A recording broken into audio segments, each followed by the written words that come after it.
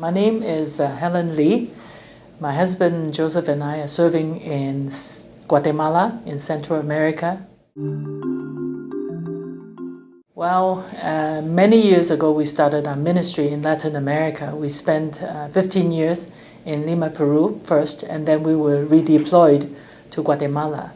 The reason why we went is because we find that we needed to preach the gospel to our Chinese kinsmen in Latin America because there are loads and loads of them there, and they have not heard of Jesus Christ and His salvation.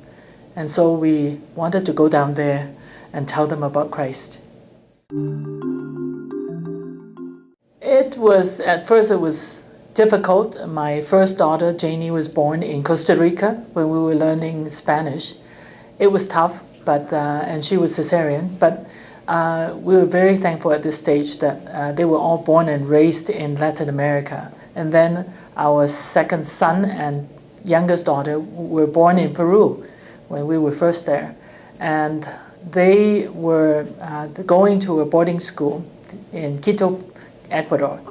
Over the years, we are very thankful that God has given them extra grace, that they were able to adapt to MK school, and they received a very good education, and they came back being a very broad-minded young people, and they have adapted very well in North America. They're still walking with the Lord. We're very thankful for this. I think the very first thing that we need prayer is in our daily walk with Jesus. If our life is not flowing properly with God and around us with Christ's image, I don't think we will do a good work and we will be able to bring people to Christ. So that is the first thing that we need prayer in, is our daily spiritual walk with Christ, and that our rapport with the Chinese community in Latin America would be a community support to them. And through community support and work, that we would be able to reach them for Christ and to love them into the kingdom. There we serve quite a few groups of Chinese, the Taiwanese Chinese, the mainland Chinese who speak in Mandarin, and then Hong Kong and Macau people who speak in Cantonese, and then the local born who are Chinese who speak in Spanish, plus some of the intermarried people who are Guatemalans who are married into a Chinese family.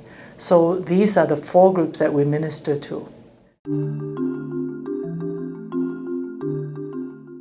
To our English second generation in North America, because they don't have the Chinese language, I think we will encourage them to go cross-culturally to whatever culture they could find, even if they're young professionals like doctors, lawyers, maybe computer people, teachers. We have a lot of ministries, widespread different types of ministries around the world that the Alliance have, that they could plug into. And all that they need to do is to talk to our Converge directors, Rick and Ruth Ann, and they will be able to direct you from there. For the Chinese speaking, whether you speak in Cantonese or in Mandarin, we would suggest that if the Lord calls you, and if you are retired early, or even if you are young in your age, you're in the middle of your profession, we would encourage you to give your life in preaching the gospel to our Chinese kinsmen all around the world. We have lots of them spread around in the whole world.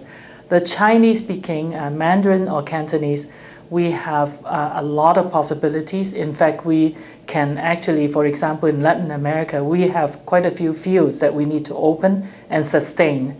And yet we find that we don't have enough missionaries who are Chinese-speaking, who are coming out.